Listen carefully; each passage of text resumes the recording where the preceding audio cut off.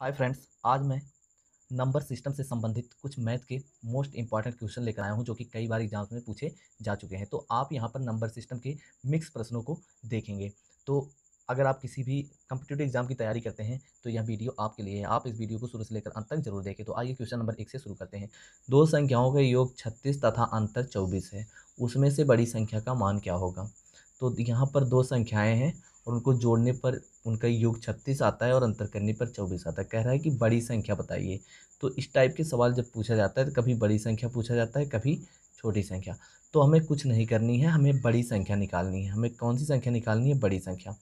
तो बड़ी संख्या निकालने के लिए योग और अंतर का, जैसे योग 36 दिया है और इसका अंतर 24 दिया है, तो इन दोनों को जोड़ के बस आधा कर लेना है, बड़ा नंबर आ जाएगा। तो इस टाइप के जब कभी भी क्वेश्चन पूछे कि दो संख्याएं हो, उनका योग 36 हो तथा उनका अंतर दिया गया हो, तो हमें बड़ी संख्या निकालनी होगी। तो उन संख्याओं का जो उनका योग दिया गया है, अंतर दिया गया है, उनको जोड़कर बस आधा कर लेना है। जैसे हम इसको जोड़ेंगे तो 36 और 24 हो जाएगा, ये जो है 60, और बटे 2 कर देंगे और 2 से जब भाग देंगे तो आएगा 30, यानी वो बड़ी संख्या क्या होगी? 30 होगी।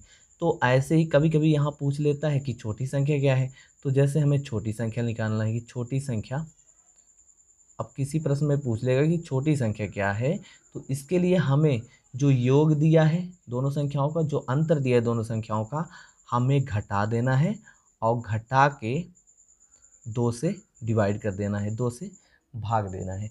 जैसे हम इसमें इसको घटाएंगे तो 2 छंग 12, यानी वो छोटी संख्या होगी 6। तो इसमें पूछा गया है सबसे बड़ी संख्या, तो सबसे बड़ी संख्या इसका जो उत्तर होगा वो होगा 30। ऑप्शन नंबर डी सही होगा। लेकिन जब छोटी संख्या पूछे तो हमें माइनस करके 2 से भाग देना है और छोटी संख्या मिल जाएगी। सवाल नंबर 2 है, दो संख्याओं का योग 48 है तथा उनका अंतर 8 है, उन दोनों संख्याओं का गुणनफल कितना होगा। यानी दो संख्याओं का योग दिया है 48 और उनका अंतर दिया है 8। अब कह रहा है कि दोनों संख्याएं कितनी हैं और उनका गुणनफल कितना है।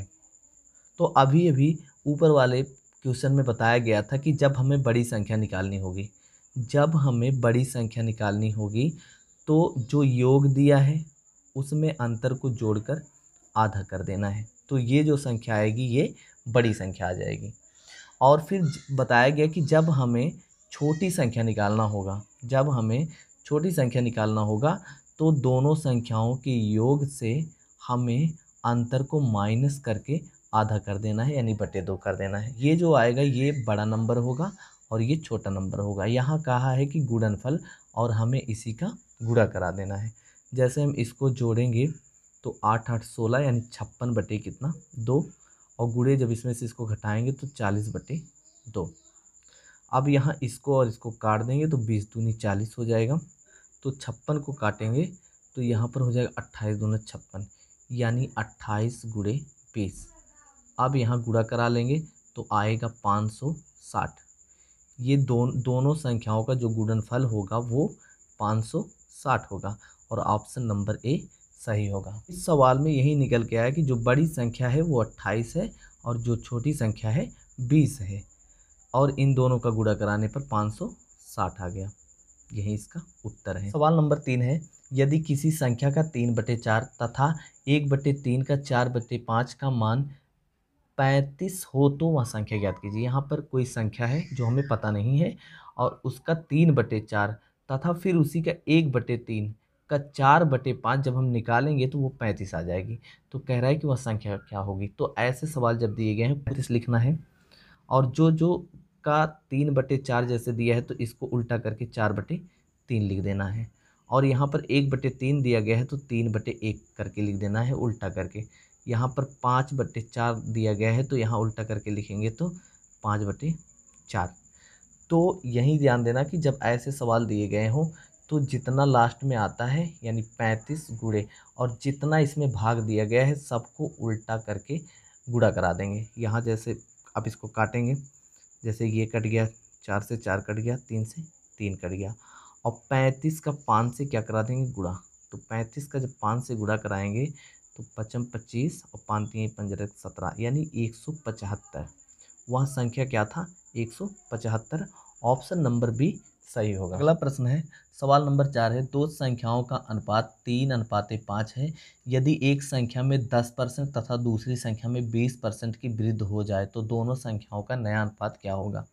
यहाँ पर दो संख्याएं हैं जिनका अनुपात दिया गया है। कह रहा है कि अगर संख्या में हम 10% की वृद्धि कर दें तथा दूसरी संख्या में, यानी पहली संख्या में हमें 10% की वृद्धि करनी है तथा दूसरी संख्या में 20% की वृद्धि करनी है, तो वृद्धि करने के बाद उनका जो अनुपात होगा वो क्या होगा, यानी नया अनुपात क्या होगा। जैसे 3/5 है तो नया अनुपात क्या हो जाएगा। तो हम मान लेते हैं कि पहली संख्या 3 है, पहली संख्या 3 है और दूसरी संख्या 5 है, तो इनका अनुपात जब अनुपात से हम बटे में बदलेंगे तो हो जाएगा 3/5। अब देखिए यहाँ पर कह रहा है कि संख्या में 10% की वृद्धि, अगर संख्या 100 रही होगी तो 10% की वृद्धि 110 हो जाएगा।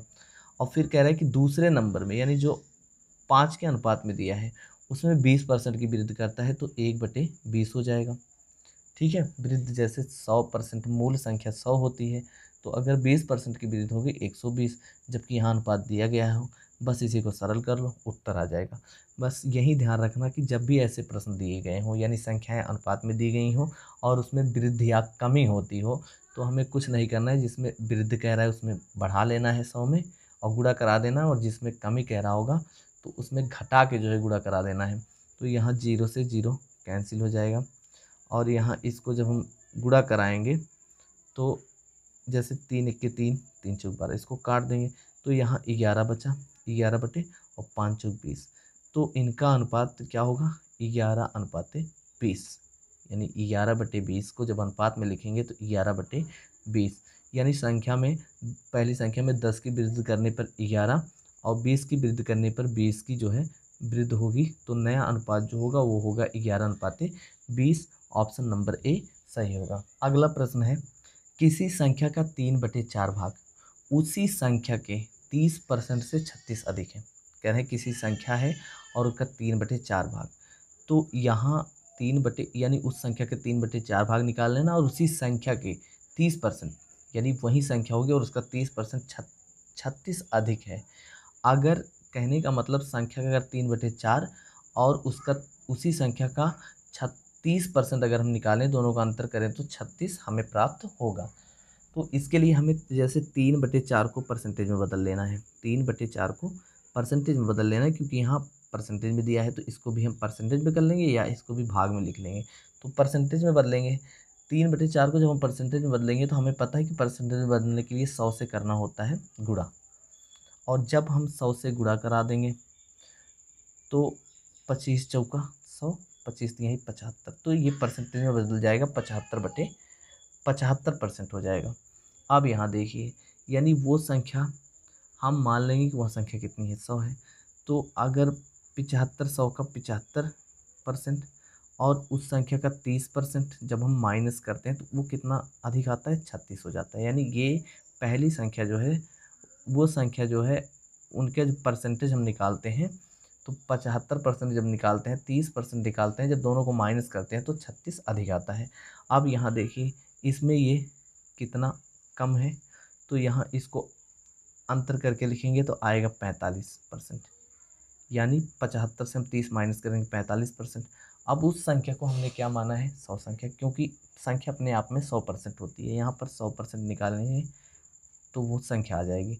तो 36/45 और कितना निकालना है 100% की वैल्यू, तो यहाँ इसको काटेंगे 9 चौक 36, 9 पचे 45, 20 पंचे 100, तो 20 चौक कितना होगा गुणा कराएंगे 80 होगा।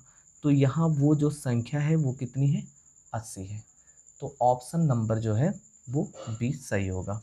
प्रश्न नंबर 6, किसी संख्या में 24 जोड़ने पर उस संख्या में 60% की वृद्धि हो जाती है तो उस संख्या का 75% कितना होगा। कोई संख्या है, जब उसमें हम 24 जोड़ते हैं तो उस संख्या में जो परसेंटेज है 60% की वृद्धि हो जाती है। अब कह रहे हैं उस संख्या का 75% कितना होगा, तो हमें उसी संख्या का 75% निकालना है। तो कोई संख्या है, यानी जब वो 24 जोड़ता है तो कितने की वृद्धि होती है 60% की, तो ये 60% जो है वो 24 के बराबर है। तो यहाँ 24 जुड़ता है और वृद्धि कितनी होती है 60% की, तो ये जो है 60% किसके बराबर है, 24 के बराबर है। ठीक, अब यहाँ कह रहे हैं कि 75% की वैल्यू निकालनी है। डायरेक्टली हमें संख्या नहीं ज्ञात करनी, 75% की वैल्यू डायरेक्ट यहाँ 75% की वैल्यू निकालेंगे, यानी 75% बराबर हो जाएगा 24/60 और गुणे 75, क्योंकि यहाँ 75 की वैल्यू निकाली जा रही है, गुणा हम 75 से करा देंगे। 100 का निकालना होता है, अगर वहाँ संख्या निकालनी होगी तो 100 का वैल्यू यहाँ निकालते 100%, तब यहाँ 100 का गुणा होता।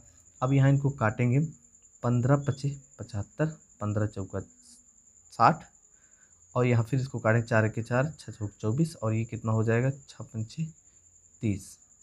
तो यहाँ उस संख्या का 75% जो है वो 30 होगा। उस संख्या का 75% कितना होगा, 30 होगा। ऑप्शन नंबर सी जो है सही होगा। तो दोस्तों आपको ये वीडियो कैसा लगा? अगर आप किसी भी कम्पिटिटिव एग्ज़ाम की तैयारी करते हैं और इसी प्रकार से संबंधित वीडियो को देखने के लिए हमारे चैनल को सब्सक्राइब करें, लाइक करें और शेयर ज़रूर करें। मिलते हैं नेक्स्ट वीडियो में।